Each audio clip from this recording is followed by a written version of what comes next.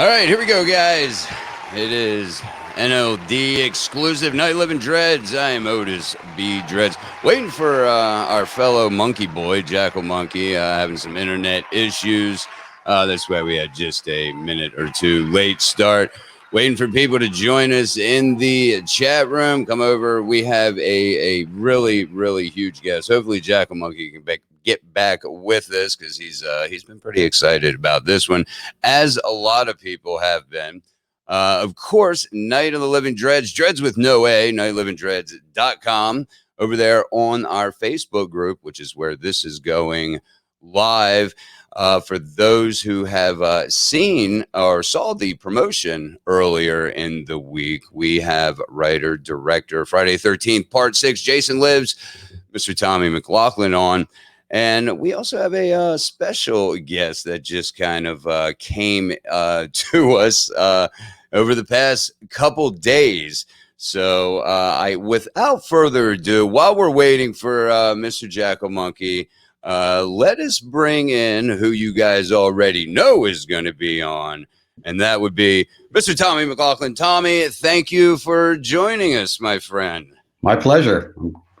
Awesome. Where are you guys in the world? I don't even know. I'm in Ohio. In Ohio. Okay, cool. And it's been hotter than hell here. I don't know. I mean, it's pretty much been hot everywhere. Everywhere. Yeah. We're at 90 here in lovely downtown Burbank.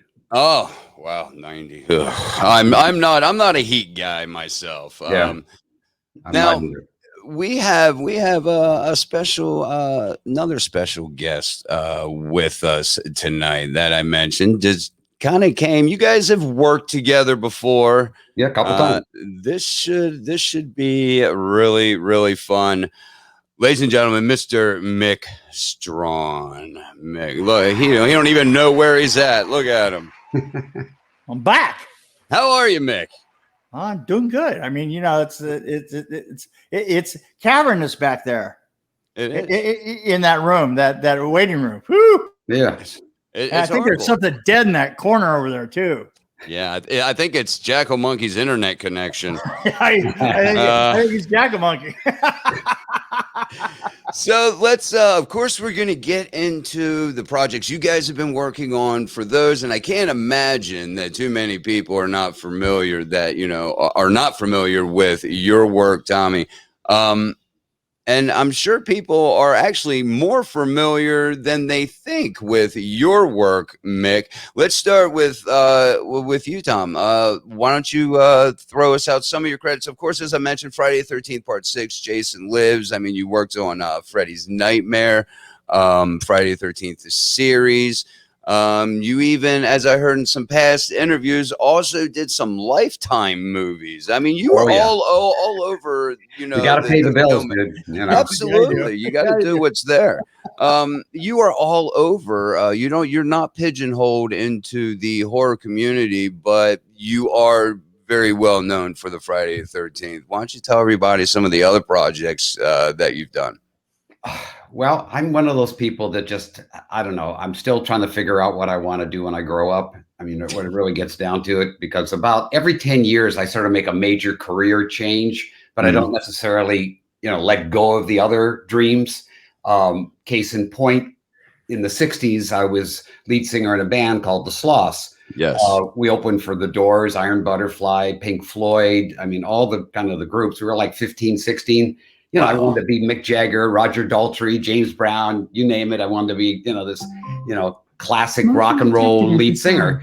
And as it turned out, as I said, we were in our teens and stuff. That dream didn't happen. But then cut to 45, almost 50 years later, the band gets back together again. And so for the last 10 years, I've been out there, slamming myself around stage and, doing heavy duty, old school classic rock and roll. So I mean, that's like one of those things that, you don't give up your dreams is kind of the takeaway there, guys. It's like you never know when it's going to happen. And it's incredible. I heard you mention that in another interview. I thought that was pretty inspiring that, 40, 50 years later and here, bam, you're doing this with this band.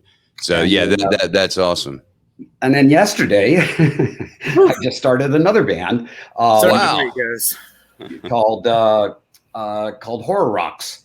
And Horror Rocks is basically, we're doing the songs that are in all the great horror movies that had like great rock and roll songs in it. Of course, we're going to do, The Man Behind the Mask from My Friday. We're going to do Highway to Hell. We're going to do Sympathy for the Devil. I mean, there's like 30, 40, like really fucking great songs. Awesome. You could play it at a club and you go, that's a great set, but play horror. Are you going to do are you going to do the song from Rocky Horror Show? Yeah. Yeah. Oh, fucking A. We haven't yet, but, I mean, as I said, this list is huge. Yeah, it's huge, right? I've been like taking voice lessons now for almost 8 years since the band, so I could get away from just sounding like Alice Cooper and could, singing, and do, the heavy metal screams and shit. But it's great to have keep coming up with projects, because I just feel like, as much as I love to talk about Friday the 13th, and believe me, I do, because it's one of the great shocks in my life that the movie has done so well 35 years later, we are talking about it.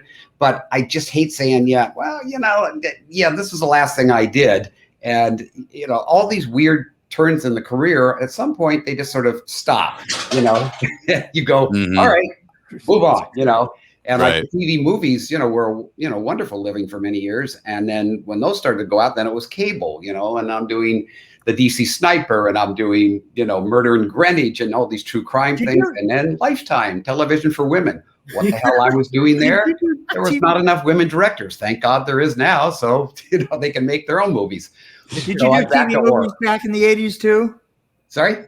Did you do TV movies in the 80s too? No, 90s. I did this thing called In a Child's Name with Valerie Bertinelli, and they always have that meter to them, man. Nightmare in Blue. I did one called Nightmare in Blue. I did a whole. It's like the thing is you could do in like half a year, you could kind of make your nut. 3 movies. I could make 3 movies a year, exactly, and one movie every 3 years. So that's right, and they would make absolutely sure that you were all set up and you just keep on doing them. It's incredibly easy to get lazy doing those, isn't it? Yeah, and I kept genre jumping. So if I did a true crime, it's like, got a Christmas movie? I'll go a Christmas movie. Then I'll do a romantic comedy. Then they would do the disease of the week. Absolutely, yeah.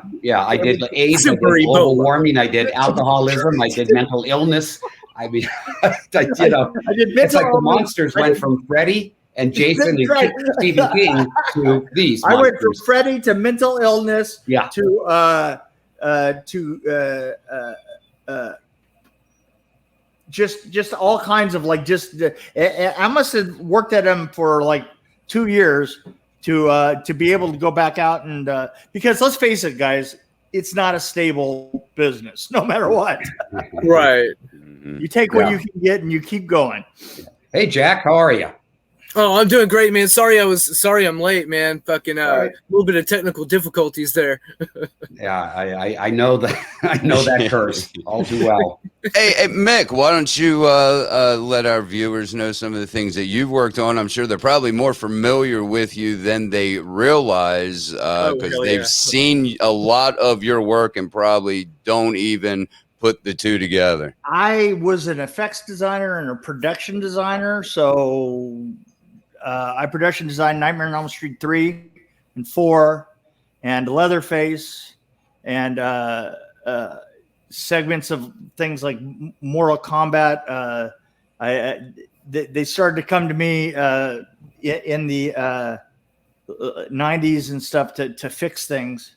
So I'd come in and kind of like reassemble and with the editor and then go back in. So I wound up working on Mortal Kombat and Candyman and Critters 2 and Blade. I did the blood sequence in Blade, coming out of the ceiling. Right. Raining blood on people. They say that the most blood ever used in a film was 5,000 gallons by one of the Evil Dead movies. That's like bullshit. That's pure bullshit. And I'll tell you why. I used 3,500 gallons of blood on that shower scene, but it was thick and it looked like blood. It didn't look like Kool-Aid. Not that I'm degrading. I'm fucking totally degrading. What a bunch of bullshit. So anyway, so that and then on and on. I mean, it was so much stuff I can't remember. The Hidden and Hercules and you got pages of credits. Pages. Shit. I sort of got people ask me. I literally sometimes somebody will ask me something.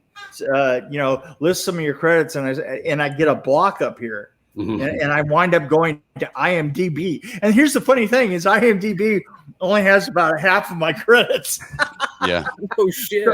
I guess I keep immortalizing the lie by going in and only putting, but I actually did like art directed Sid and Nancy. I had a guy tell me one time, he says, you've got to go.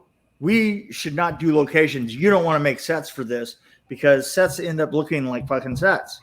He says, you should go back to a show like the show that just came out, Sid and Nancy. They filmed in the hall in the Chelsea Hotel. And I was like, really? No, they didn't. No, they didn't. Tommy, when did you guys hook up? What was the first project that you and Mick hooked up on? Was it Critters 2 or was it the Freddy's Nightmare? I can't recall. It would have been first. Which was the first one? That's tough. Critters 2, I think. Okay, yeah. I was just an actor on that, for Mick Garris. Yeah, but you were.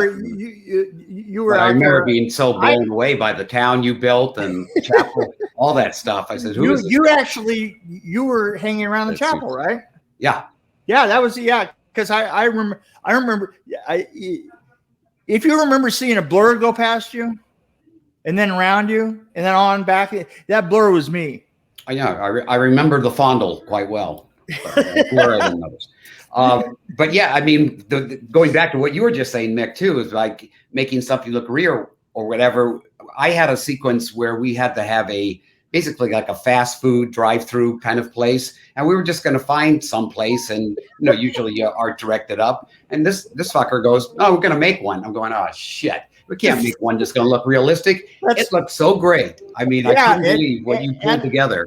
I might remind you that you said that 4 days before it suddenly appeared. Yeah. I mean, I don't know if a lot of you guys know Michael DeLuca. Mm-hmm. I mean, he's a pretty big mainstream guy now, but back in those days, he was just like a 28-year-old kid who worked for Bob Shea, and he basically gave me half a script. So we were improvising so much of that Freddy's Nightmare as we went. But he was loving it, and he was so. I mean, his dust just went. He was so funny. He was so funny because Michael DeLuca, by the way, he's a really high up muckety muck in the actual studios now. But back then, he was a guy that had just come from back east, and he would show up on set, and he'd be wearing a tie and a suit and shit like that, and he'd come out to like these filthy set. I mean, the thing is it was just like chaos at all times, So it's like every time he'd show up, it's like you could see that people would try and get around him and move like this. Because for one thing, he didn't move like he knew what he was doing. So everything is always going fast. And he was wearing a suit, and suits are trouble on set, right? Yeah, well, you scare everybody. Yeah, it scared the hell out of you. And finally, one day, I invited him back to my little tomb in the back of the building, and said, "Dude, you and I got to have a talk. Take that damn suit off. Take the fucking suit out." Well, I don't know if this is true or not, but the rumor is that he was the one that said to Bob Shea, Ninja Turtles. No. That was Sarah Risser. Oh, really? Oh, okay. Because I heard it was Risser. Michael that kind of is what put him in good stead over there. I was in the office. He might have agreed with Sarah Risser. I remember going to the office one time down on Robertson, and I was walking in, just probably turning in receipts or some weird little tiny thing. And Sarah was there, and I started talking to her, and she goes, I can't get anybody to listen to me. She says, that's the problem with being a woman in this business. And back then it was actually a problem. It really was. It really was, yeah. Yeah, and she says, I brought. She was the one that physically went out and bought it, and they were gonna turn around and I think that she bought it for like maybe 1.5 million or something like that. Mm-hmm. And she bought it on a negative pickup, and they were going to use it in their the first of their VHS releases, right? And she couldn't get anybody to really look at it. And finally she just sat there and she was just complaining. She says, nobody will look at it, And I think that then maybe Mike would have come in and maybe, said something about it, It's all Hollywood lore. It was such a dumb shit. You never know. And the problem is the title, coming, these are adults. Sorry, that cracked me up. That cracked me up. I mean, these are adults. Yeah, look at him. Look at me. Jackal Monkey, you wanna jump in while your internet is still on your side?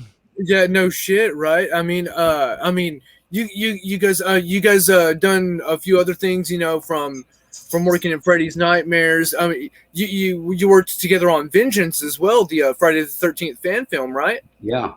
Right. And Mick was doing pretty much everything.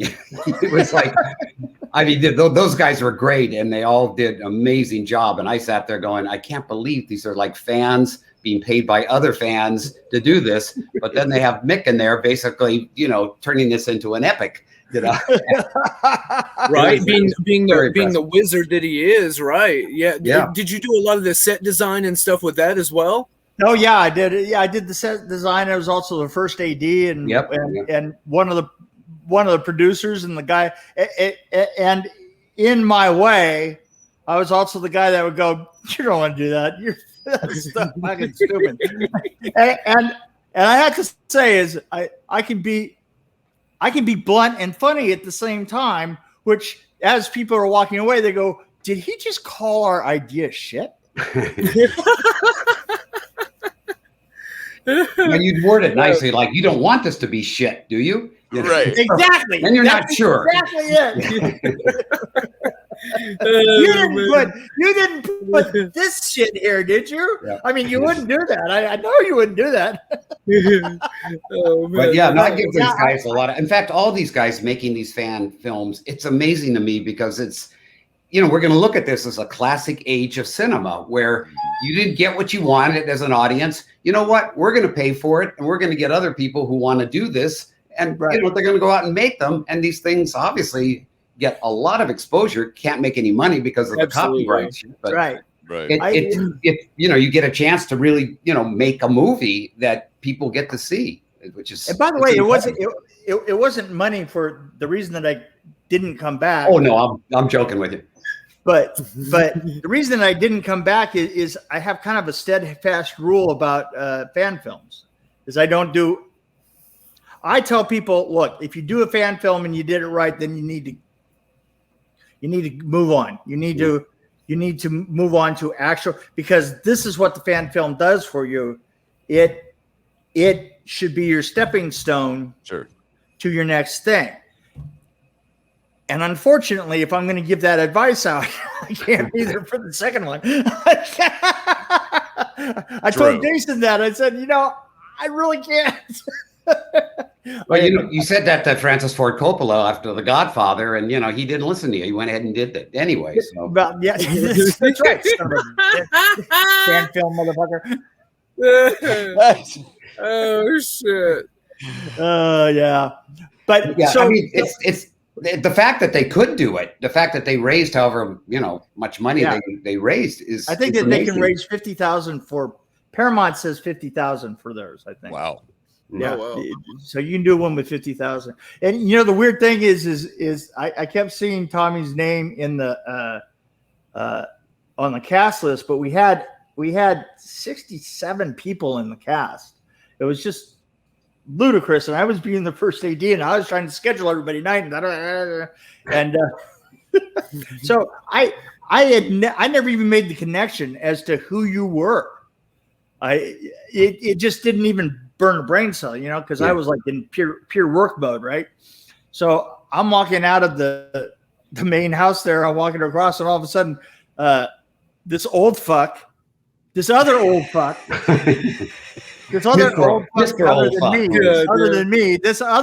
other than me goes, "Hey, didn't you build a restaurant for me in a parking lot 30 years ago?" I was like, "Oh yeah, you're the guy. You're Tommy." That's hilarious. I swear to God, that was the first time that I made the connection. I was like, "Oh yeah, that's okay." Oh, Yeah, dude. like I say, I have to read my own IMDb to have any idea of who I am. Yeah, it's like, you do these shows, guys, and then it's like you move on to the next one, and sometimes the hard drive gets erased. Well, sometimes certain things stays there. But like, I've got to go on August 13th back to the camp where we shot Jason Lives. I've not been there in 35 years. I'm sure the fans are going to be showing me where I shot shit. Because I don't remember, That's exactly right. But I'm supposed to be there to, tell them about it. I'm sure once I get there, it'll all come back. All come back. Right now, I was watching Fear Street, the second episode of Fear Street, because everybody's saying, "Oh yeah, right, shot it where he did Jason Lives," and I swear to God, I'm watching this thing going, "Shit, that doesn't look like." Well, it's been 35 years. I am not, spring chicken no more. Maybe I'm off. And it wasn't until like a day or so later it was the other camp that they used. And I think they had one shot of the lake that actually was from Camp Daniel Morgan where we shot, but they were so close. And then I kept thinking, an art director probably came in here and he added stuff and he dressed it differently. So how would I recognize it? I mean, it's logs and cement and dirt and trees. I mean, it's the same thing. It's the same thing, right? Yeah. I get to the point of you have to remember. Tommy, a director can do maybe 3 projects in a year, but more likely to do 1 or 2, right? And I mean, a decent movie, obviously, right. A year is pretty exactly. much It takes 3 years to set them up, and then you have to be involved in post. Thing is some of like I would do effect. I also did effects work. I would work on. It's easy for me to have shown up on 20 different shows in a year. I mean, just it's super easy. I mean, I would production design 1 or 2 shows, but then I would like do model work or I would do special effects work because I had kind of an equal footing on both of those things. So yeah, I have people telling me things that I did all the time. I just go, yeah, okay. I remember that. Speaking of, Friday part 6, it's actually, other than the original, it's probably one of my favorite out of the franchise. Oh, thank you. I mean, a lot of them to me after a while, it seemed to get a little hokey. And, especially after 5, which is not from, the horror community, not a fan favorite because it wasn't Jason. It was, the paramedic or whatever. What you did and what I loved about your part 6 was the comedy aspect. There was a lot of things that just cracked me up. And one being, where they What's that? Those damn enchiladas. Oh, yeah, right. That's one. But I can't remember the characters' names, but they're pulling up and they're like, look, I'm gonna get out and tell this guy to move. And he's like, you never watch horror films. You don't go out and go after a stranger with a fucking mask on. When he does little things like that. There were a lot of references to the series. Friday was almost like it was somewhat of a spoof in a sense, but it did have that series. You did bring Jason back, I think, to what the fans wanted. When you were writing that, was it intentional to put a lot of these little one-liners and zingers and whatnot and all the references, or did they just come about? No, I was really blessed by Frank Mancuso Jr., who, when I came in, I'll be honest, I've said this many times, that I wasn't a fan of the slasher movie genre. I'm a gothic horror, ghost, paranormal, all that. I wished I would have been, in the right place at the right time to be part of like The Conjuring and those things, because that's the stuff I respond to, mainly because I've had enough encounters with that other, piercing the veil and having things that I can't quite explain. And yet we haven't got to the point of making it a science, but it's definitely something that just fascinates me, the whole psychical research. So when this came around, I had a movie called Date with an Angel, which I've been talking with Frank Capra about. It was my, kind of tribute to Capra, a romantic comedy with an angel. And when this happened, I went, I don't know. I really rather do comedy. Well, just go in and meet. This thing's going to be made. It's going to be on screens next August, this other one, you don't know when it's going to happen, and so I never, you never know if you can. The thing that you want is you want 3 of them in your pocket. So I went in, and Frank, all he said was, bring back Jason, bring him back from the dead. I don't care what else you do.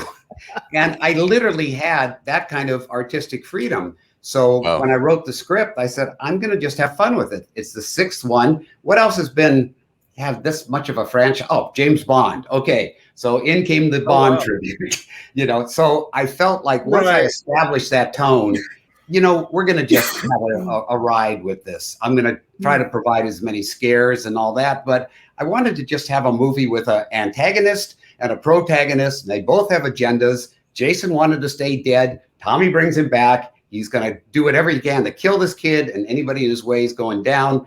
And Tommy fucked up, brought him back. Now he's trying to convince people Jason's back, and now he's got to kill him again. So rather than just random killings, where you meet somebody and then they're dead, I tried to give it a little more of a structure.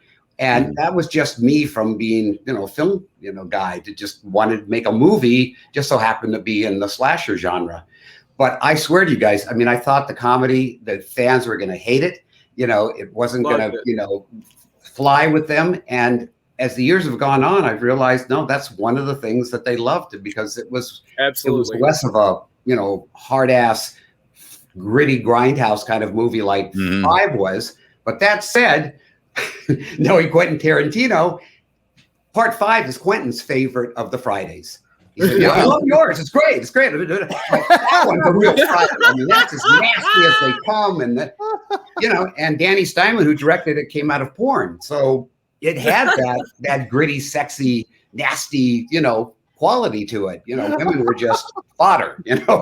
I couldn't do that. When Darcy DeMoss said, "Do you really want my top off in this scene in the motorhome?" I go, "Are you uncomfortable with that?" And she goes, "Yeah." No, fuck it. This is not what I'm trying to do here, is make you uncomfortable. I just want the scene to be funny. I just want to kill you. I don't want to make you uncomfortable. He didn't die. She didn't die, and I didn't realize that until Vengeance 2. They're bringing Nikki back in Vengeance 2 when you guys see this come out. I never thought about that, but I saw that she was goes over, but all you saw her face get implanted, but you never actually saw blood or anything else. So these guys are smart enough to bring, that's what we do all of our lives, is we bring these guys back. Come on. Hey. Hell, Jason's been back how many times now? Right. Yeah. Speaking of them coming back and being resurrected, I thought it was pretty interesting. It almost seemed like you were paying a little respects to some Universal monsters. One naming Frankenstein. Everything's it seemed very similar. Is that what you were going on? You know? Yeah, right. My ass. No, it's like, how do you bring back something? How do you reanimate something? Right. Lightning bolt. I mean, and then my problem was, how the hell am I going to get a lightning bolt into the coffin?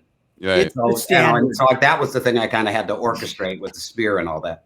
Right. Well, it was fantastic writing, and it was badass job, and I love that scene.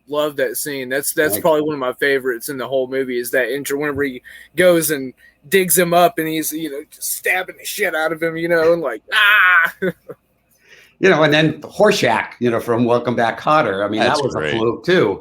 That he happened to have his agent submit, and I went, that would be great. I think the audience would love to see, Right. that character in this. It's just trying to have people that really you don't necessarily want to see die. It's like, I like, why did she have to die? I thought maybe she'd be one of the final girls. And to me, there's a little more emotion than just going to these movies in the 80s, guys.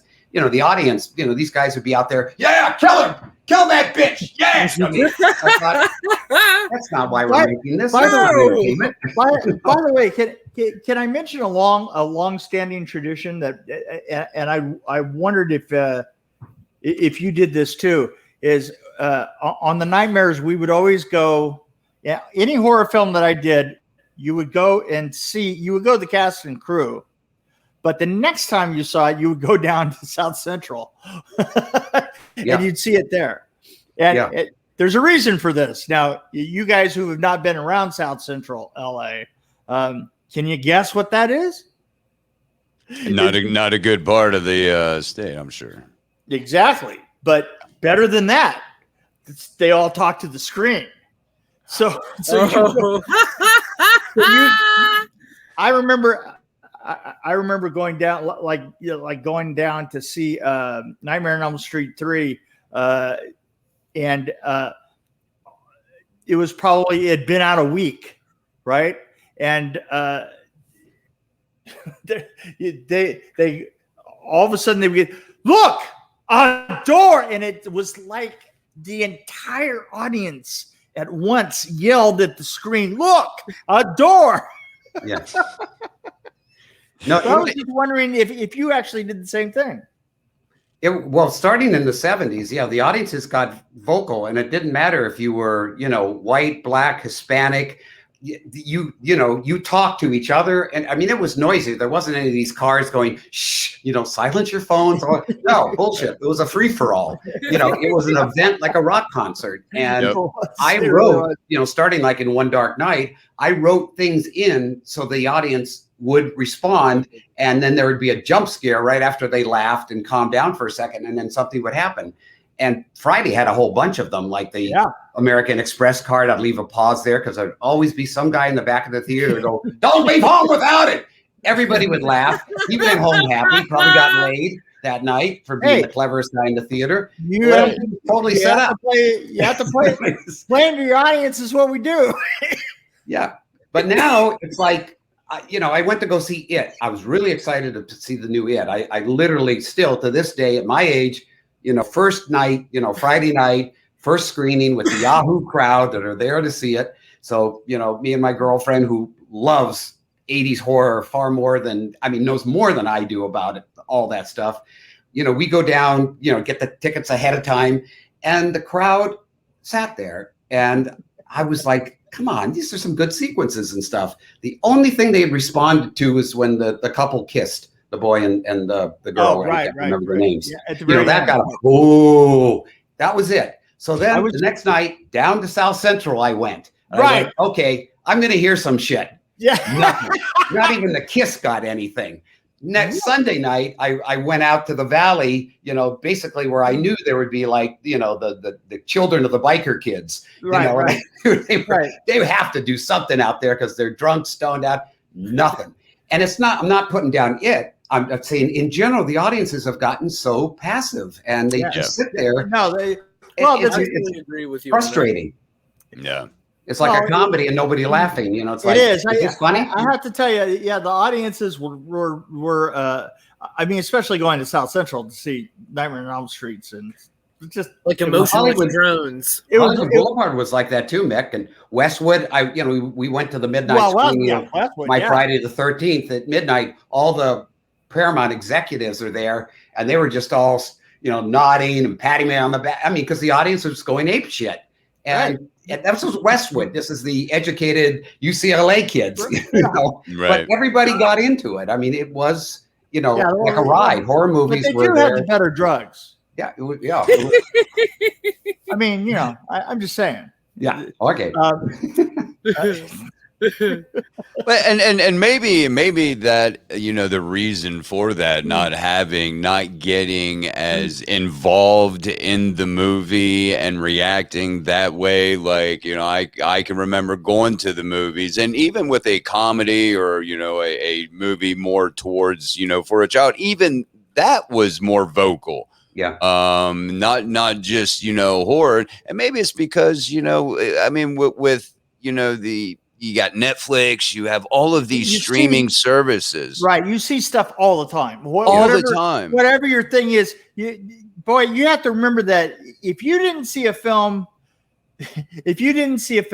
in the theater, your best bet was to see it like 2 years later at 11 o'clock at night, and especially if you're into horror, you had to see it on Thriller.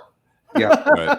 Right. Well, I mean, we had this wonderful thing happen, which obviously was, beta and VHS and Laserdiscs and DVD and Blu-ray and streaming. To have been there at the beginning of that, right? Because my son remembers a time before. My son and my oldest daughter remembered a time before there was even that. Yeah. I mean, when I remember he was probably maybe 11 or 12 when I got the first, VCR, right? And that makes a huge difference. I mean, absolutely. You didn't plan, but there was another issue. There's another thing that Tommy has in common with me that people of our age, we got to see all the classic old black and white films constantly late at night growing up. Mm-hmm. I mean, we could also see them in the theater too. They would, these houses would run them I remember that. I was raised in San Bernardino, and the Crest Theater had every Monday they had a Hong Kong theater. They just all day long they just played in their original. You couldn't understand a word of what was going on, but no subtitles. But all those Hong Kong films and stuff, which really I just loved, having access to that stuff there, because the access that you have now is just so different. Yeah. It's so consistent. I love going back to YouTube. You can go on YouTube and you can virtually find every second level of film in black and white all the way back to the beginning of time. Mm-hmm. I know. And I love just going back through that and reassembling in my head what Hollywood was like at that time. What the B films were like, related to the main films, what Poverty Row movies were like, because I mean, we had our own Poverty Row. When we were making films, it was called Corman. And I went down there and did one film down there. So. Yeah. Speaking of going back in time, Tommy, you ever thought about revisiting some of your older films and maybe giving it a new, fresh spin? Well, the best I can say on that was I wrote a sequel to my Jason Lives. And I wrote it at the time. Well, first off, I had been asked for years, why didn't you do another one? Why did you do it? I said, I did everything I knew how to do with that one. I'm burnt out to do another one.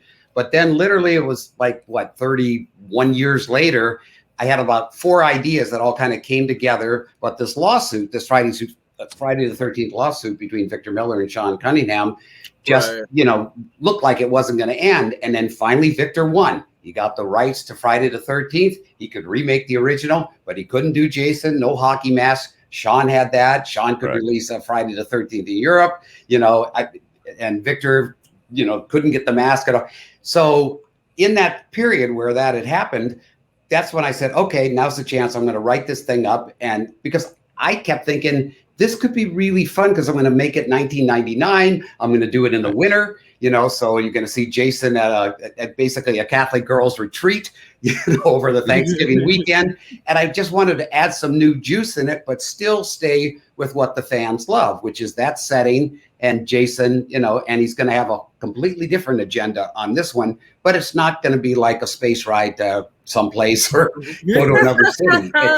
It's really kind of linked into something that actually happened in part 6 that I've, you know, decided that this could be an interesting to play off.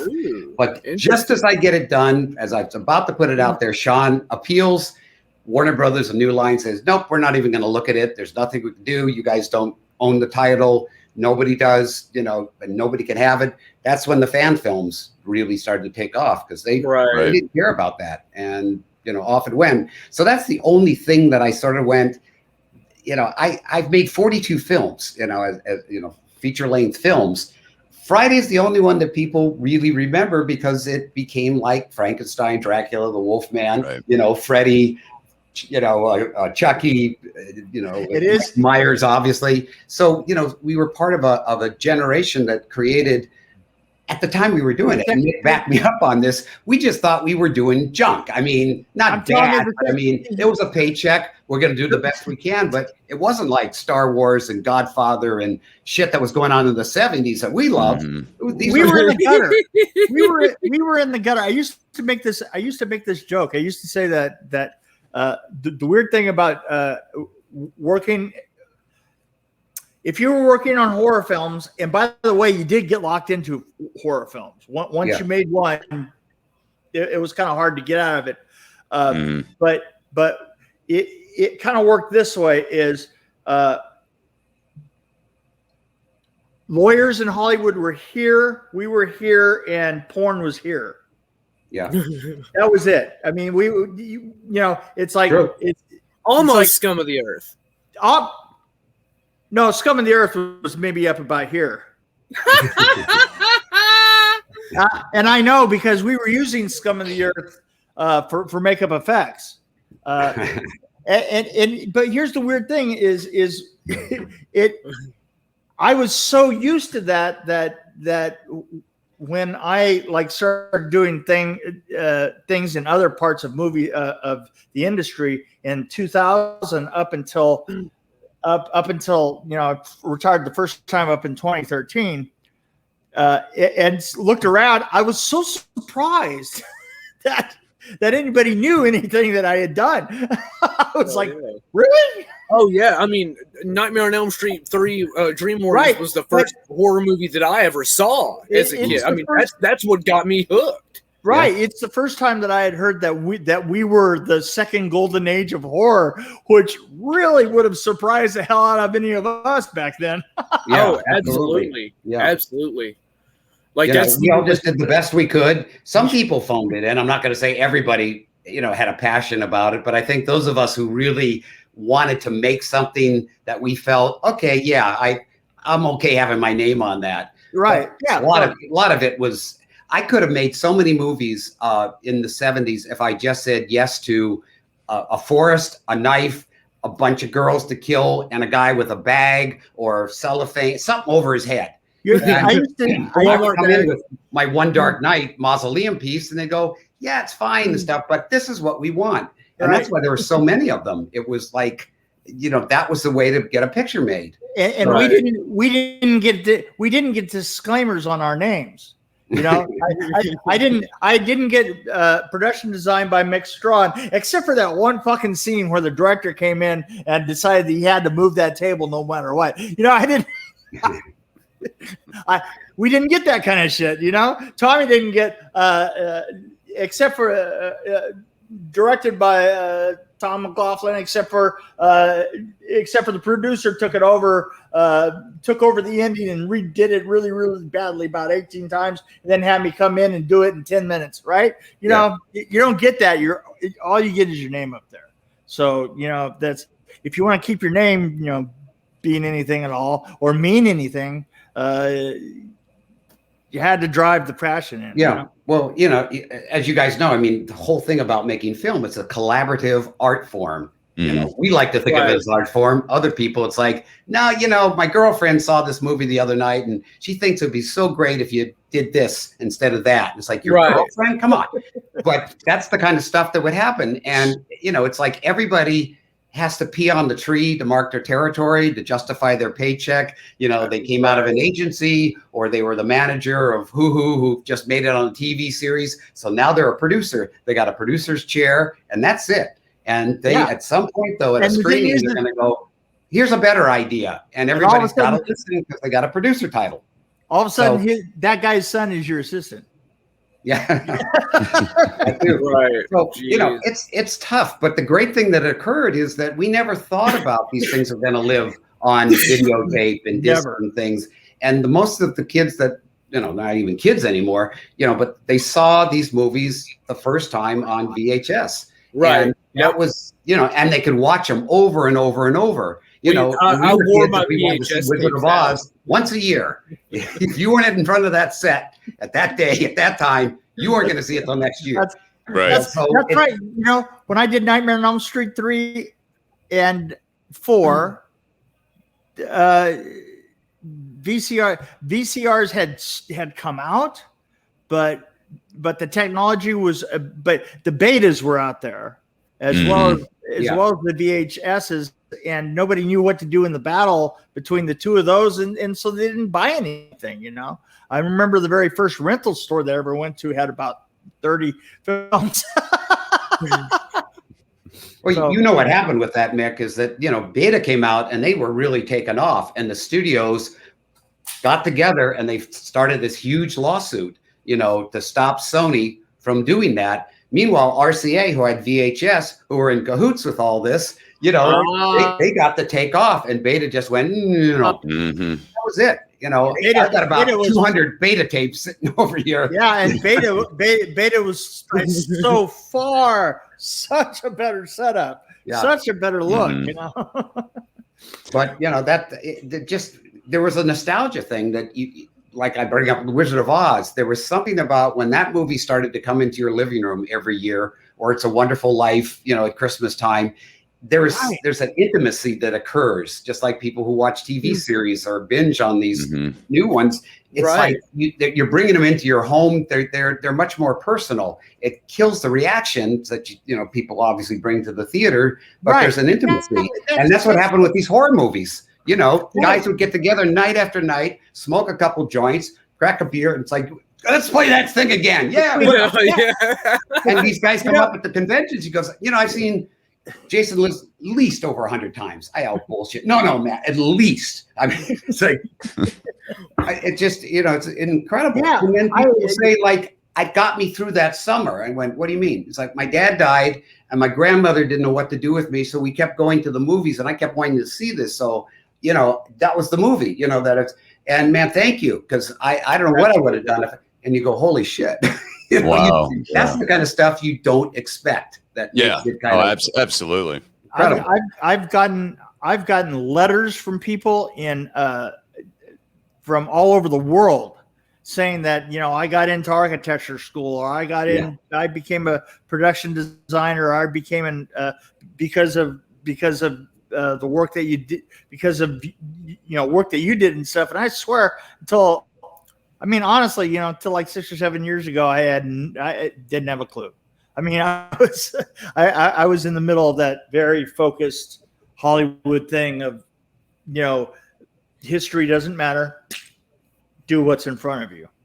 Yeah. Well, I would have to say, thanks to you two guys, I'm actually about to have my first job as a special effects artist in a movie. Wow. So congrats.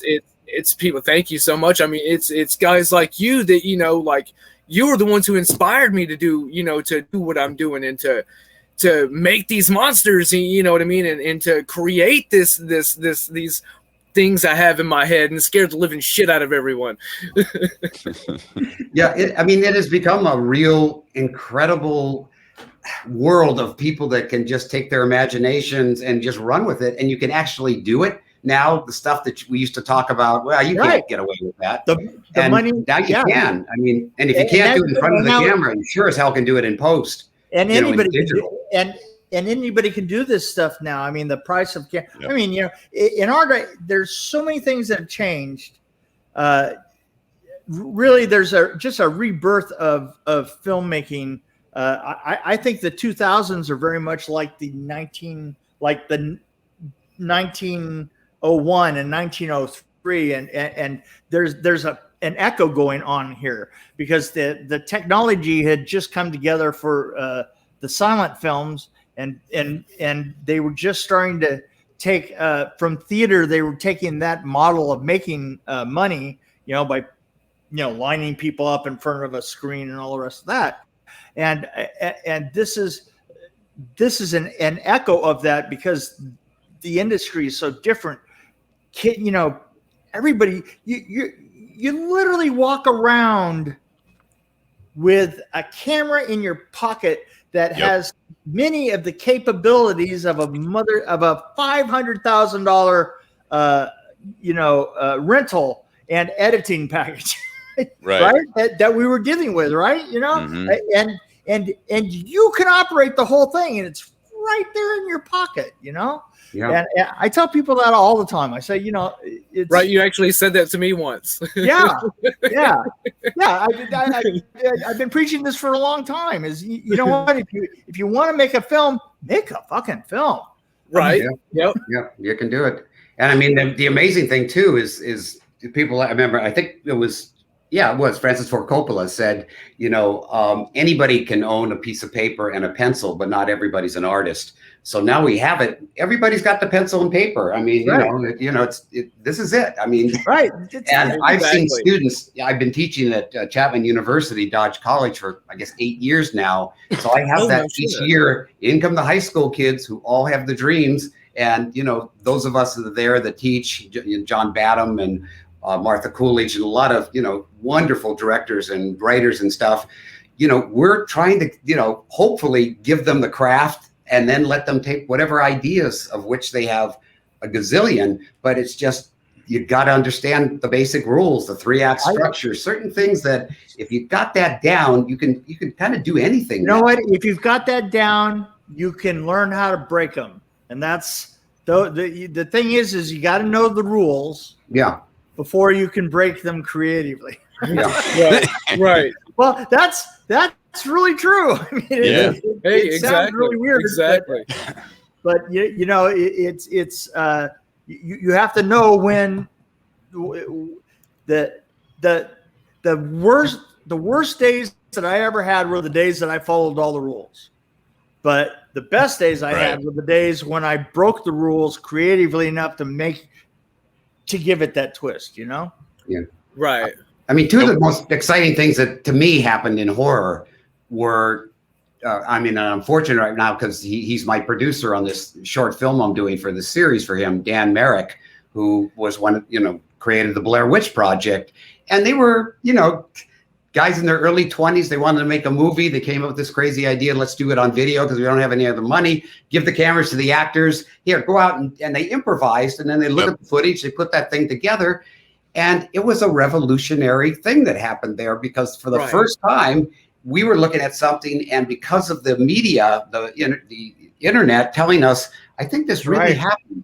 People wanted to believe it. Not a drop of blood, no gory effect. It changed everything. Paranormal activity, fucking surveillance camera sitting up there. And I was amazed how strongly that worked. And 3-4 sequels later, it was still working. But it's like, who would have ever thought you would use cinema like that? I mean, these are educated filmmakers, they understood it, but they broke that rule in a way that was fresh. Exactly. That's it's a completely like I say, it's all starting out again. We have to create a new model of how people make money on this, if people are going to make money. The thing though is that, I mean, I'm out here saying, look, the films that we made for $5 million, $4 million, $3 million, stuff like that can now be made for $150,000 easily. I mean, you know, I talked to Jack Shoulder, and I said, you know, really, we could have done like the film I did with him was The Hidden.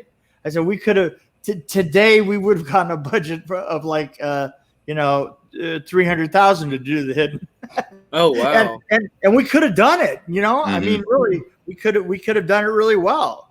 But here we are. Trying to rebuild the business end of it, as the creative end of it is just exploding. And what I'm here for, and kind of, you know, what Tommy's here for, especially, you know, teaching college and stuff like that. I'm going into crews these days and trying to teach them some of that stuff that we learned in the first 100 years. Some of that stuff that still applies, you know. Yeah. It isn't just a matter of you know, f-stops and how to focus the cameras. That there are so many techniques and tricks and ways to think and ways not to think on set. You know, how to bring things together. And thank God there's a few old people like Tommy around. Yeah, well, I look at it like, you know, we had our learning period, and part of the obligation, I think, in any art form, as if it's a craft as it is you pass that on. And Sure. you know, basically, this is here, you know, for your knowledge. If you want to utilize it, I would strongly recommend it, because, you know, artists steal, they don't borrow. Yeah, you know, Mozart borrowed or stole from people. We're not every great. Hey, we're not saying to follow our rules. We're saying to know the rules so that you can break them creatively. Right. And then, you know, but, you know, why does this movie work and that didn't? Did you care about this person through this movie? No, not at all. There you go. That's you know, the reason. If you can't get engaged, then it's like, I don't care how great the effect is. I don't care, pardon me, how wonderful the production design is. It's a people-to-people medium. If we're not caring, and that's great. That's not what we came to the movie for. We're telling stories. We're being storytellers, and you know what? It actually, just in being a director and being what I do, it's good to be able to tell a story.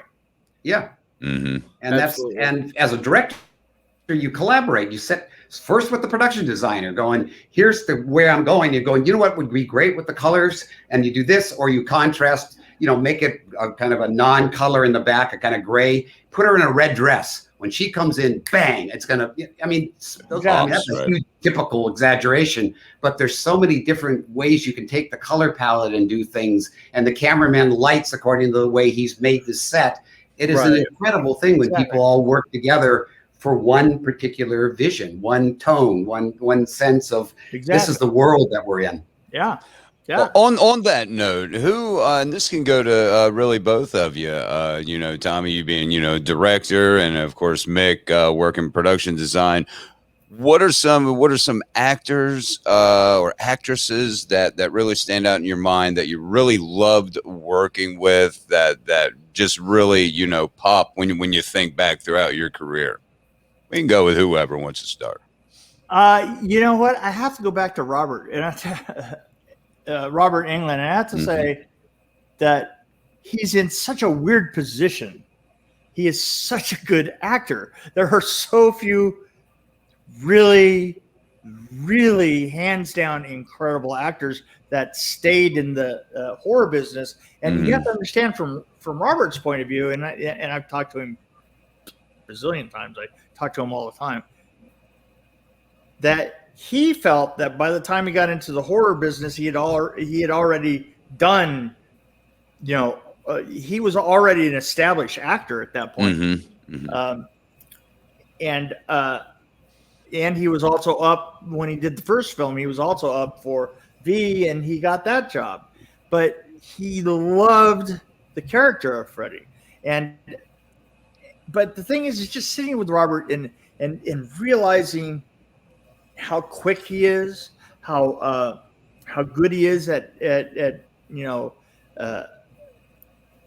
he really knows so much stuff about production, but he also just knows a lot about the world. He's just such a quick, and good friend of mine, and just such a passionate person. He's one of my favorites. Tommy, who stands out in your mind looking back over your career? I heard, I did listen to a previous interview that you've done, and the name Dick Van Dyke popped up. Well, yeah, I mean, my mind, when you said that, it's like, all right, pick one of your favorite children out of the 500, I mean, I love so many of them for so many different reasons. And yeah, Dick was like such an inspiration because he just treated everybody equally. I mean, he was the talent, he was genius. But when I would write a sketch and he'd go, show me how you would do it. And it's like, of course I'm intimidated and I'm doing this pantomime and he goes, okay, that's great. I love that. And then he'll start to do it. And then he makes it like 10 times better. And you go, that's the genius of a guy like him. And now at what, 95, 96? I don't know if you've seen him recently. He is just as sharp, just together. I mean, he's like a miraculous example of the perfect human being. But he went through alcoholism. He went through horrible divorces. He certainly had every reason to be bitter and die, but he didn't. He kept the very positive thing. I had a movie that I was supposed to do with Brando, and I got to spend 3 hours with Colonel Kurtz and The Godfather, which was incredible. Just to have him just, ask him a question and, just goes off into a tangent. And for 20 minutes, he'll talk about anything other than that and then somehow come back to it. And you go, this guy's amazing. But at the end of the whole process, I got hired. He wanted me to direct. I did, and we went to Toronto. We set up production. We checked, we got the locations, everything. Suddenly, Brando decides he doesn't want to play the older character that was, who he would have to be. He suddenly wanted to play the son. And he's going to be on a motorcycle and like throw toilet paper to the pool. And of course, CBS went, nope. Because he was going to get $1 a week for 3 weeks. They were not going to have a guy on a motorcycle throwing toilet paper to the poor. So the whole production shut down. We came back to Los Angeles. Luckily, the guy who wrote it was also, his wife was one of the executives at CBS. She really wanted to see the script happen. And we got Donald Sutherland.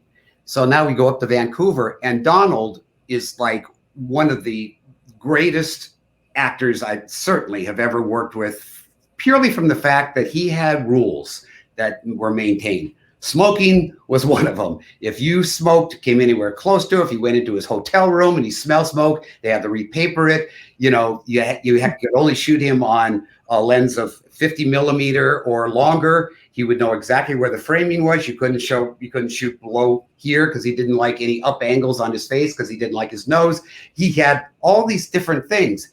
If you maintain those things, he was incredible. And every night we would wrap and he'd go, what are you doing for dinner tonight, Governor? And I said, I'm seeing you. We'd go have dinner. We'd talk about the next day's work. He would start cutting lines out.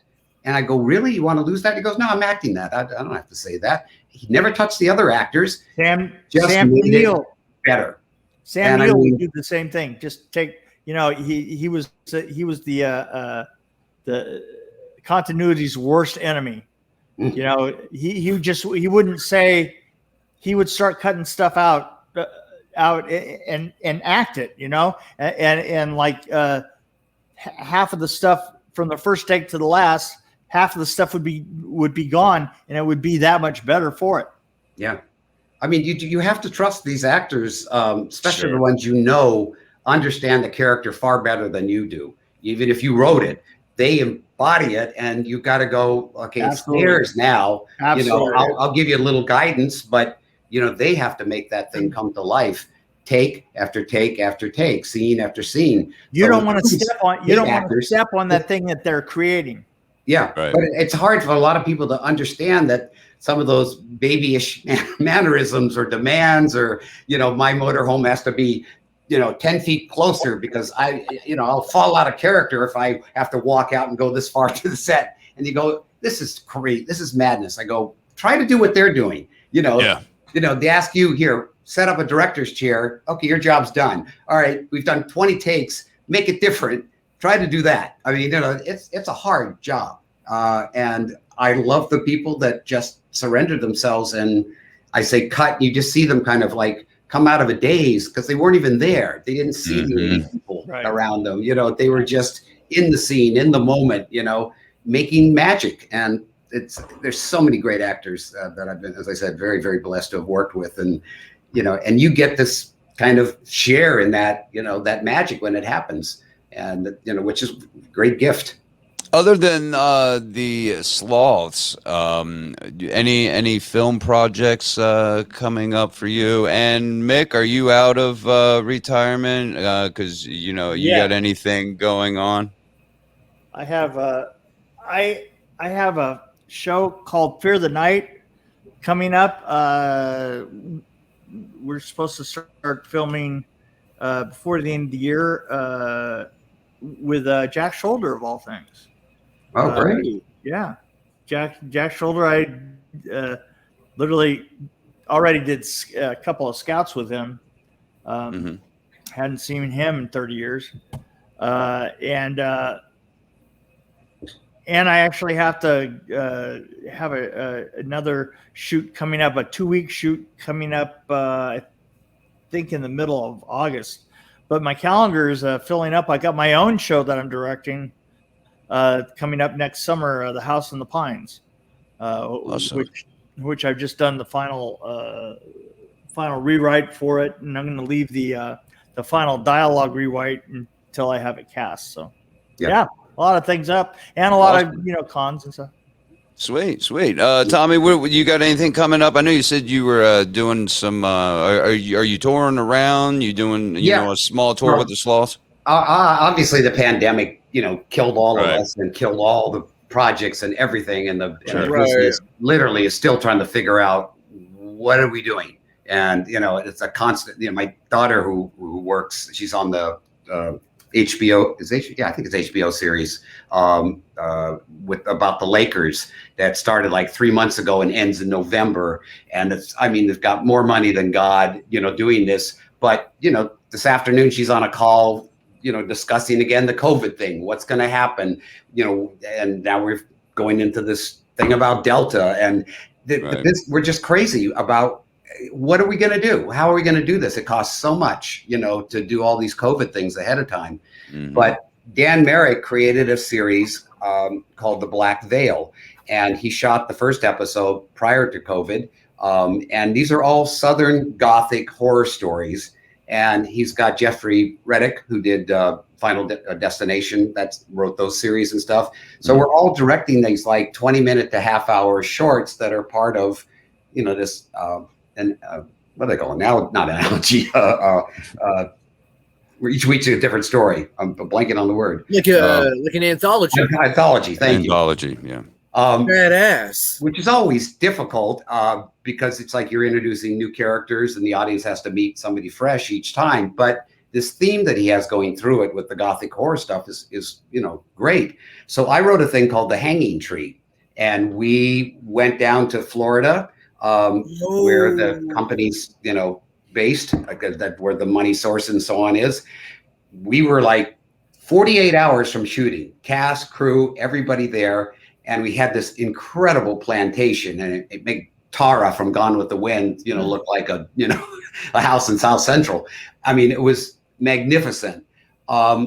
Just before we shot, somebody on the board of directors realized that we were going to have the theme about racism, anti-racism in it. And suddenly, whoop, no more location. I don't care. You got a contract. That's it. And me and the production designer and the DP are like now a day before the thing, out at night with our flashlights on the cell phone, trying to look at these locations that we were going to try to substitute, and just it wasn't working. The COVID thing everybody had to be COVID tested, and now they needed to be COVID tested 48 hours before coming to the set. The whole thing just went boom. Yeah. So Dan has been out there now just scouting like crazy to find another location. So as of yesterday, it looks like they've got something and we're going to get, back in business. But I wanted to do a story that really kind of dealt with racism, not from the standpoint of the whole Southern thing, even though that's where it ends up being set, but a girl who's basically highly educated, New York bred, comes from a wealthy family, and has this stuff that you almost say it's in their DNA, that because of the way the father's corporation has worked well all these years about not hiring those people. And she believes that, and she gets put in kind of a Twilight Zone situation where she has to make a choice. And of course, since it's a horror show, she's not going to make the right one. No, of course. So that we're sitting there trying to get, that made. And then, as I mentioned, the bands, we've got that going. Conventions. I'll be out at Chiller in New Jersey Halloween weekend. And then I think Jason, CJ Graham and I and Tom Matthews are going to Manchester, England for their, I think it's called Horde of It All, convention. So those things now finally starting to take off again. Yeah, I just went to my first convention ever. Just got back today, actually. Days of the Dead out there in Indiana. Met some really cool people. Actually, got a little photo op with Alice, who does, of course, the man behind the mask from Air Friday. That was really cool. Met a lot of really cool people out there. So those are fun. We plan on going again. And would be awesome to see you guys sometime at one of those cons. It's harder for Nick and I. They want the actors, That's the main really thing. Right. Like the people on the screen. So of course, what am I doing? I'm getting into vengeance and putting my mug on the screen and say, "Oh, you were the guy that directed that thing." Oh, it's a weird thing, but the actors make the movie. Nick doesn't do it. I don't do it. They don't. They make up the scripts. It's a little bit harder. They don't. That's see what the folks want, and I can't begrudge them that. I get it. Sure. Yeah. I mean, they want the people in front of the camera, not the men behind the camera. Yes. That was a little play on Alice's song. Didn't go over very well. I mean, I got to share one quick thing about Alice, which is really amazing. Is back in the mid '60s when I was doing rock and roll. I knew him, but I knew him as this dude named Vincent. That I knew he came from Texas, and we played the same place a couple of times. And the group he had then was called the Naz, and we would hang at Frank Zappa's house and talk about stuff. Everybody's getting loaded and all that thing. So I never knew that was the same guy who was Alice Cooper until years later. And then in our temporary tracks, when we were putting the soundtrack together, we put a couple of Alice's songs in there. Producer said, "Hey, would you like him?" And I go, "Yeah, it'd be great. I knew that guy way back when." And to this day, 35 years later, Alice and I have not come together. Last time we saw each other was 1966. Oh my God. But we keep, every time he's at a convention, I don't get booked on that one. I get booked at the Days of the Dead at Atlanta. He ends up not being able to do that. So I'm waiting for that day. I can finally get my photo op with Alice. Wow. That's crazy. Well, guys, it has been, and if you guys have anything else you want to add, Jackal Monkey, do you have any little parting words? This has been absolutely awesome. Yeah, it's been absolutely amazing having you guys on the show. We really fucking appreciate it, man. No problem. I think it's the same as I. We love talking about what we're passionate about. Oh, absolutely. Hey, let's talk about us, baby. Okay. Hire me on your movie. There you go. I'll laugh. I'll do craft service. I'll do anything. Come on. Right. Hell yeah. Yeah, I mean, you like I said, you guys have inspired so many. people. I personally couldn't thank you enough. I know Otis. He's the same way. We've grew up watching all of you guys' stuff, and again, just can't thank you enough, man. I super appreciate it, and it's humble to be on this weird second wave of a career. Oh, absolutely. And did you mention your podcast, Mick?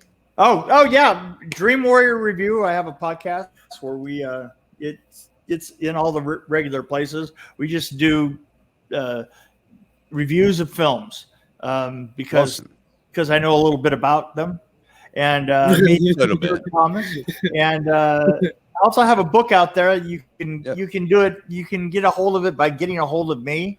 It's called Behind the Screams. It's all about the making of Nightmare on Elm Street 4, and that's everything I got, guys. This has been a blast.